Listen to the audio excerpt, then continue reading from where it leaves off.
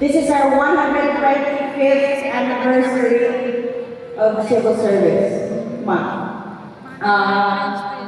I want to thank each and every one of you for all your hard work for these years. Ako lang, I've just been a public servant. This is my 7th year in public service. Now, ay alam ko na nagbabago po kayo sa leadership ko, but the last 6 years, if you see me working like this, I've been working like this for the last 6 years in San Vicente. So, yung nasweldohan last Friday, that was proof of concept na kaya pala masweldo ang tao on time. This next 2 weeks, we will make sure na lahat ng COS may sweldo na po sa on time.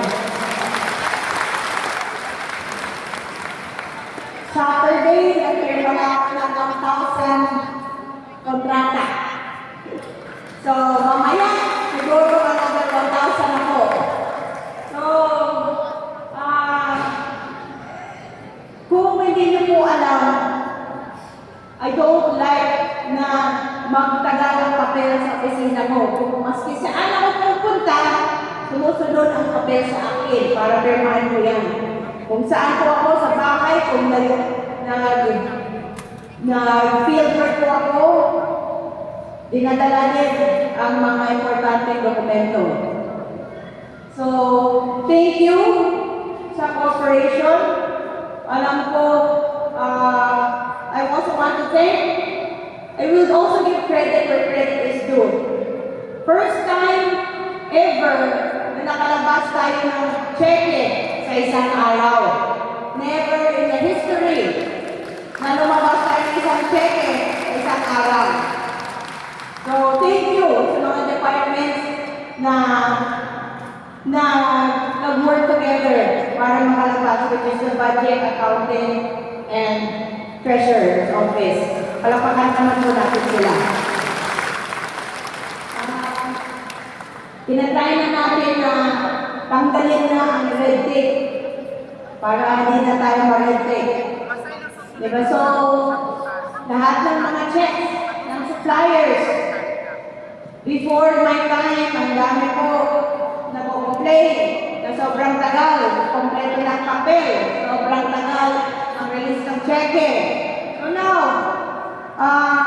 especially sa mga suppliers, sa office ko na ang mag-release ng cheque. Pag pirmahan ko na yun, dapat may accountant's advice, doon i-release yung cheque kasama yung taga-treasury department para wala ng red tape. Now, at least hindi na magagalit yung mga suppliers. Hindi na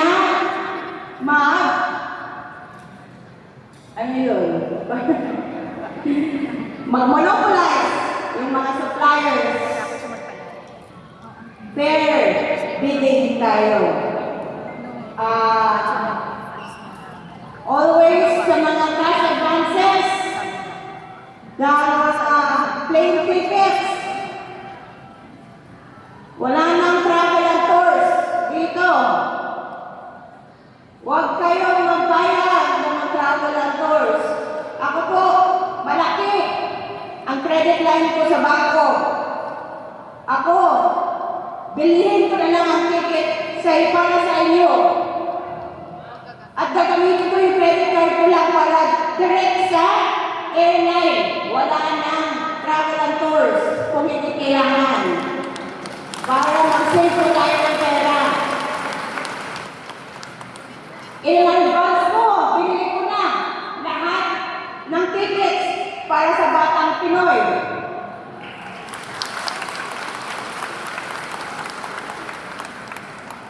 Milyon. Malaki din ang credit card ko. So, huwag mo talaga out-outing ang budget at treasury. Pabilisan mo ang reimbursement ko para hindi na ako magbayad dyan. So, ito po ang tulong ko para lang mabilis po ang proseso dito sa Kapitolyo. Little by little lang we can try to make a difference. Pag open na ang serbisyo, ang sistema dito sa Kapitolyo, mas maganda po ang serbisyo po natin sa buong Palawan. So, I hope that you enjoy this month. And next year, we can have more fun sa civil service. This month lang kasi, this year, na-transition pa po tayo. But, we'll have more fun next year. Maraming salamat at magandang umaga sa ating lahat. I'd like to give thanks also to the HTU, Raman Nair pala. Thank you so much.